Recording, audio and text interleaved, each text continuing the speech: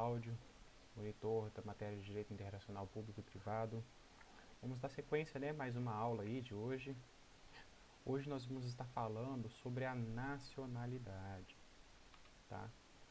E aí dentro da nacionalidade nós vamos estar falando sobre o conceito de nacionalidade, a nacionalidade do direito internacional, critério de aquisição, as condições para a aquisição da nacionalidade secundária, os critérios para a aquisição da nacionalidade secundária dentro do direito internacional e o conflito de nacionalidade e perda da nacionalidade.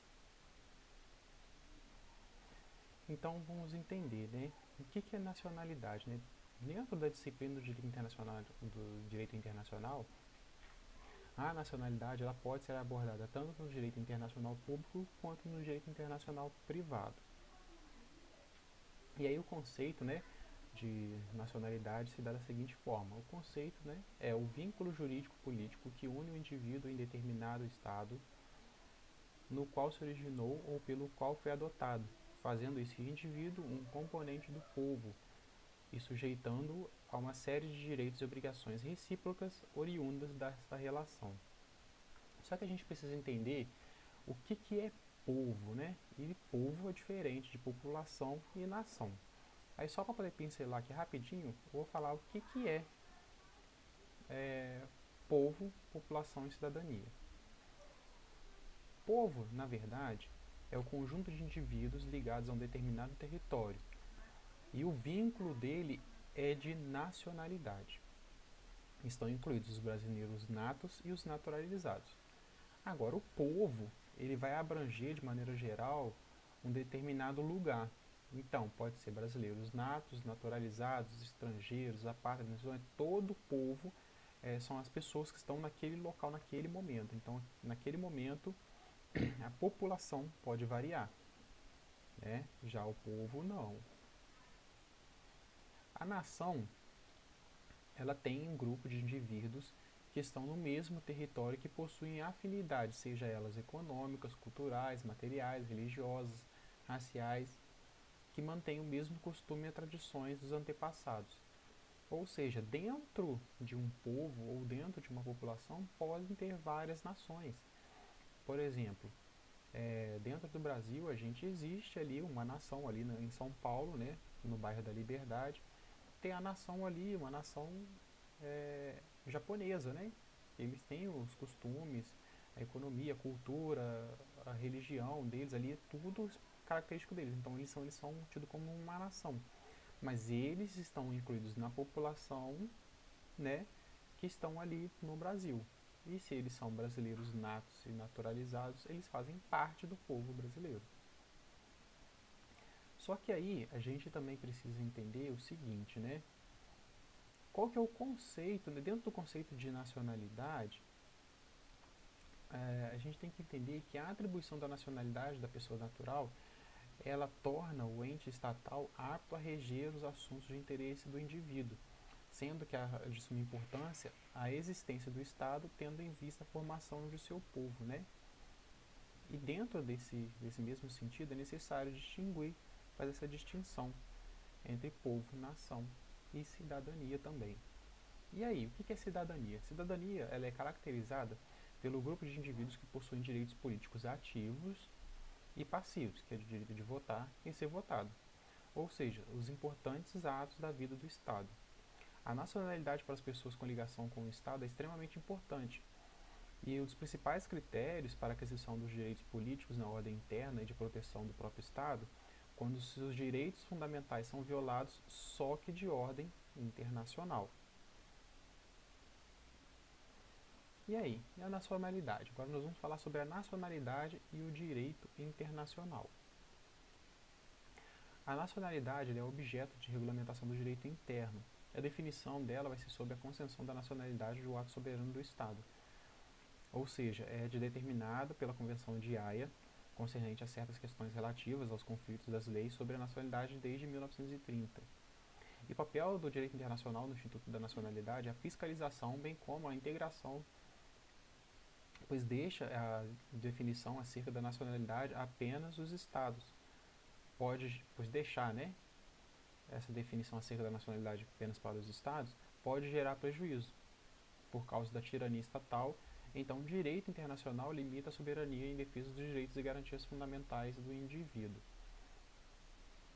A gente tem que observar o seguinte, né? Que, que a nacionalidade ela é galgada ao patamar da dignidade da pessoa humana conforme os direitos universais da dignidade da pessoa humana, né?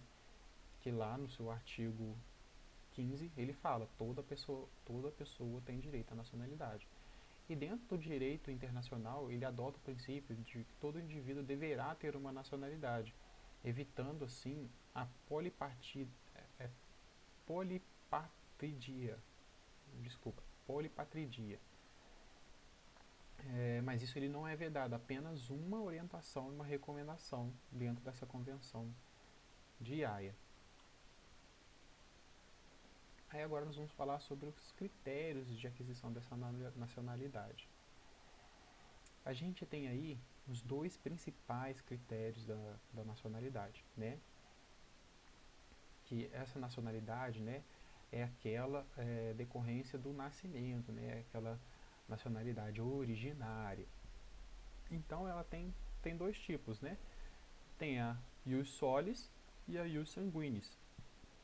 A ius solis ela vai ter essa característica de que o indivíduo ele está ligado à terra original, né? Da onde que formou aquele próprio povo. E essa vem uma característica lá de origem feudal, é onde o local onde aquela pessoa nasceu. E os sanguíneos é de acordo com a nacionalidade dos pais, né? Independente do local de nascimento do indivíduo. Então, ela é adotada por os estados antigos por consequência da imigração, né? Principalmente dos europeus e do Egito Antigo. Então, essa relação ius sanguíneos tem a ver com a relação sanguínea, né? dos pais do indivíduo. Mas para o sistema jurídico brasileiro, né, o Brasil adota como regra o ius solis, que é os que são nascidos no Brasil, no Estado brasileiro, no território brasileiro. E tem o ius sanguinis, que são exceções, né? E isso aí a gente vai tudo ver, né, na Constituição Federal, no seu artigo 12, inciso 1. Aí tem lá nas alíneas A, B e C da Constituição Federal. E agora nós vamos falar sobre a nacionalidade secundária ou adquirida, que a gente aqui entende como a nacionalidade dos brasileiros naturalizados, né? Ela é atribuída por um fator de vontade, né? Entre o indivíduo e o Estado. Ou seja, né, ela é o fato posterior ao nascimento. O critério de aquisição da nacionalidade secundária, por excelência, é a naturalização. Então, a secundária ela vem de acordo com a vontade do indivíduo. A regra geral é que a pessoa ela possa preencher os requisitos da naturalização, tem apenas expectativa do direito de adquirir a nova nacionalidade, o que dependerá, na última instância, né, da anuência do Estado, se ele vai conferir essa nacionalidade ou não. Só que a gente tem que ter atenção no seguinte, eu até marquei aqui, ó, que vocês devem atentar aqui, ó, esse pedaço aqui, ó, né? Vou até apagar aqui para não ficar marcadinho aqui para vocês, para não atrapalhar vocês a lerem. Aqui diz o seguinte, ó, atenção, os requisitos de aquisição da nacionalidade secundária são regidos pela Lei de Imigração, que é a Lei 13.445 de 2017, no seu artigo 64 e seguintes. E a naturalização no Brasil, ela vem do quê? Vem da obtenção da nacionalidade. A nacionalidade brasileira por estrangeiro vem por intermédio da naturalização e ela é regulamentada pela Constituição Federal também pela Lei de Imigração e o decreto regulamentar 9.919.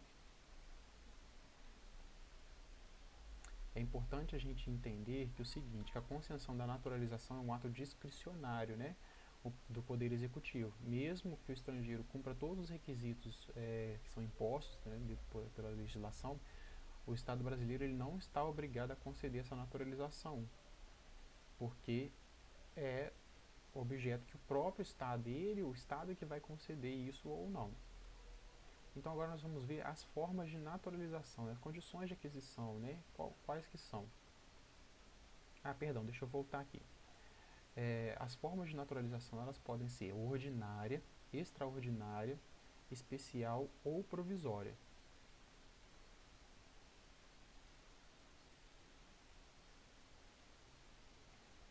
E aí, quando a gente vai observar lá os artigos da legislação, a gente vai ver que a ordinária ela será concedida, a naturalização ordinária é aquele que preencher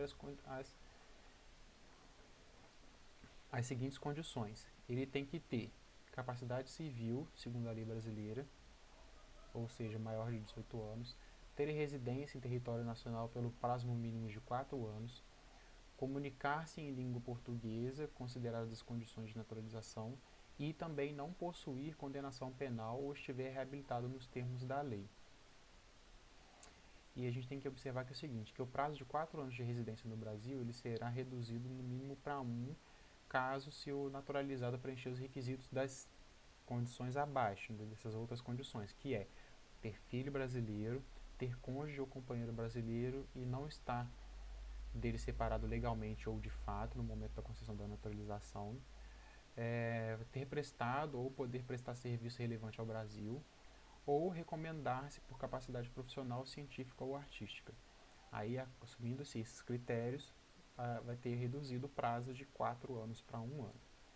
Temos também a extraordinária. A naturalização extraordinária, ela é concedida às pessoas de qualquer nacionalidade fixada no Brasil há pelo menos 15 anos ininterruptas sem condenação penal, desde que requerida a nacionalidade brasileira.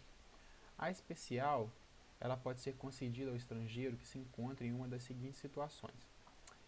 Seja o cônjuge ou companheiro há mais de 5 anos de integrante de serviço exterior brasileiro em atividade ou pessoa a serviço do Estado brasileiro no exterior.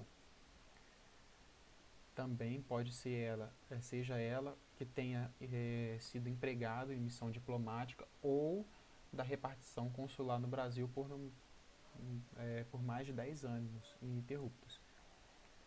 Aí, conforme a esses dois requisitos, ele tem que ter capacidade civil, né, segundo a legislação brasileira, que é acima de 18 anos, comunicar-se em língua portuguesa, consideradas condições do naturalizado, não possuir condenação penal ou estiver reabilitado nos termos da lei.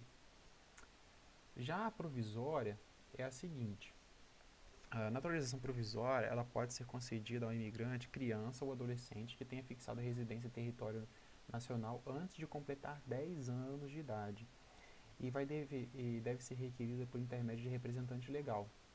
Essa naturalização provisória ela vai ser convertida em definitiva se o naturalizado expressamente requerer no prazo de 2 anos após atingir a maioridade. E isso vem tudo corroborando com os anteriores, né, que só é concedido depois dos 18 anos, depois da capacidade civil do indivíduo. Então aqui ainda vai 2 anos depois, ou seja, somente lá quando o indivíduo estiver com 20 anos. E aí ele expressamente requerer dentro desse prazo. E aí, quais são os critérios para a aquisição de nacionalidade secundária dentro do direito internacional? Aí temos os seguintes. O primeiro é a naturalização, né, que é o ato de vontade do indivíduo e o cumprimento dos requisitos impostos pelo Estado, através do casamento, que é adquirido automaticamente a nacionalidade do cônjuge estrangeiro pelo fato de contrair matrimônio envolvendo ou não manifestação de vontade. O vínculo funcional, né, que é o indivíduo que presta serviço ao Estado que poderá adquirir a nacionalidade. A anexação, unificação ou acessão territorial, né, que são os casos de anexação e unificação dos indivíduos dos estados extintos por ter nacionalidade de estados anexos ou unificados. No caso da cessão territorial, o indivíduo ele deverá optar. Ou por vontade de lei, também conhecida como a naturalização unilateral, que é atribuída a partir do mero ato do Estado ou pela vontade da lei.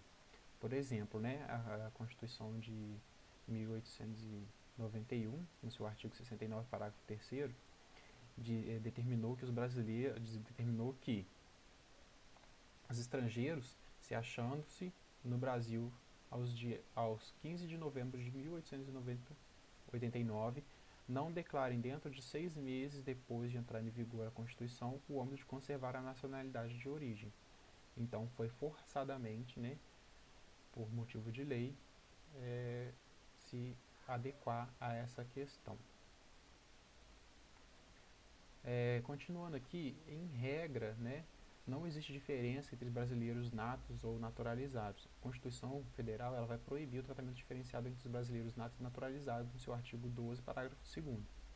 E a lei ela não pode estabelecer distinção entre os brasileiros natos e naturalizados, salvo nos casos previstos que a Constituição como exercício de direitos de determinados cargos, né, que a gente vai tratar a seguir. Aí a gente vai falar agora sobre o conflito da nacionalidade polipátrida e atripátrida. A polipátrida é o fenômeno pelo qual tem duas ou mais nacionalidades. Ela ocorre de coincidência de critérios de atribuição de nacionalidades diferentes da mesma pessoa. Ali, né, o exemplo que a gente está dando ali, são filhos de italianos nascidos no Brasil. Eles podem ter a nacionalidade brasileira por serem filhos de brasileiros, né, e aí entra o ius sanguinis, e ter a nacionalidade italiana por ser filho de italiano também, que é o critério, né, perdão, fiz uma confusão aqui, os filhos de italianos nascidos no Brasil. Eles vão ser brasileiros porque nasceram em território brasileiro, né? O ius solis. E agora, o ius sanguinis porque esses italianos estavam no Brasil e a Itália ela adota o ius sanguinis, ou seja, da onde surgiram os pais, né? Aí vai ser adotado também a nacionalidade. Então, aqui nesse caso, esse indivíduo ele tem uma dupla nacionalidade originária, tá? Aí temos aqui o apátrida, apatridia, né, perdão. São aqueles que não possuem pátria, né? Eles não têm relação com pátria nenhuma. Isso pode acontecer pelo seguinte, pela perda, né, arbitrária da nacionalidade, normalmente por motivos políticos ou pela a incidência de nenhum critério de atribuição de nacionalidade sobre as pessoas. E aqui a gente trouxe exemplo lá, filho de chileno que nasce em território italiano, né? Porque o italiano ele adota o critério ius sanguinis. E já o Estado chileno ele adota o critério territorial. Agora imagina um chileno, né, filho de chileno que nasceu na Itália. Só é italiano quem é filhos de italianos, ou seja, ius sanguíneos. E não é também o chileno, porque só é chileno quem nasce no Chile, mas ele nasceu na Itália. Então aqui também não tem o critério ius solis. Então assim, a pessoa ficou sem pátria. Então assim que se dá a apatridia. No Brasil, a legislação ela não vai admitir nenhuma hipótese, né, de apatridia, porque ele vai adotar porque adota, né, os dois critérios, tanto o territorial quanto o consanguíneo. E aí a gente tem que entender que aqui, ó, em caso de extradição, né, o Brasil ele não adota a extradição do brasileiro nato, salvo naturalizado, né? Aqui, ó, nenhum brasileiro será extraditado, salvo naturalizado, em caso de crime comum praticado antes da naturalização ou de comprovado envolvimento com o tráfico ilícito de entorpecentes, drogas e afins na norma da lei. Ou seja, mesmo aquele naturalizado que não cometeu crime algum, ele também não vai ser extraditado, né? Só no caso de cometer um crime comum praticado antes da naturalização ou depois da adquirida naturalização que for envolvido com tráfico de ilícito ou de entorpecentes, drogas e afins. Tá joia? E aí agora nós vamos falar sobre a perda da condição de nacional, né? A perda ela se dá de duas maneiras, né? Por atividade nociva ao interesse nacional, né? Que é a perda por motivos de punição, que aí ela só vai se dar através de processo judicial. O efeito da sentença ela é ex nunc, ela não vai retroagir, e a hipótese atinge apenas o brasileiro naturalizado e só vai atingir havendo a perda de nacionalidade. A sua requisição só se dará através da ação rescisória. E quando a pessoa também, só a perda da condição de nacional, quando a pessoa adquirir outra nacionalidade. Ou seja, o sistema jurídico brasileiro ele é meio que ciumento. Ele não admite outra nacionalidade, só admite a dele. Apenas a originária. A originária o brasileiro aceita, o sistema jurídico brasileiro aceita. Agora, se for por opção, de forma voluntária, como está escrito aqui, né, a pessoa vai perder a nacionalidade brasileira. Só que a gente tem que ter atenção no seguinte, olha lá, a perda se dará através de um processo administrativo que vai transmitir no Ministério da Justiça, podendo ser instaurado de ofício ou a requerimento. Após a tramitação do processo, a perda efetiva se dará por decreto presidencial e o efeito desse decreto será ex nunc, podendo atingir o brasileiro nato e o naturalizado. A requisição da nacionalidade será permitida por meio do pedido dirigido ao presidente da República. E aí, quais são também as exceções, né? As exceções da perda da nacionalidade. São duas hipóteses, né? Que é o reconhecimento da nacionalidade originária pela lei estrangeira, né? Então, assim, quando seja o brasileiro nato ou naturalizado, quando ele tem um reconhecimento de nacionalidade originária, né, de uma lei exterior, ele não perde essa condição de nacional. Ou então por imposição da naturalização pela norma estrangeira, ao brasileiro que reside em estado estrangeiro com condições de permanência em seu território ou para que seja exercício dos direitos dos fins. Por exemplo, se um brasileiro está lá nos Estados Unidos e aí uma lei começa a exigir para que para ele trabalhe legalmente naquele país, lá nos Estados Unidos, que ele adquira a nacionalidade americana, isso é uma força de lei, né? Tá uma imposição da lei. Então aí o brasileiro não vai perder a nacionalidade dele porque teve essa imposição da naturalização por parte de um país estrangeiro. Então dessa forma é a única excludente que não vai fazer com que ele perca a sua nacionalidade. Tá joia? Hoje a nossa aula foi bem rapidinha, foi tranquila, é só isso mesmo. Então, nos vemos na próxima aula e qualquer coisa, novamente eu deixo aqui o meu WhatsApp, o meu e-mail. Se tiver dúvida, só entrar em contato comigo. Até mais e a próxima aula.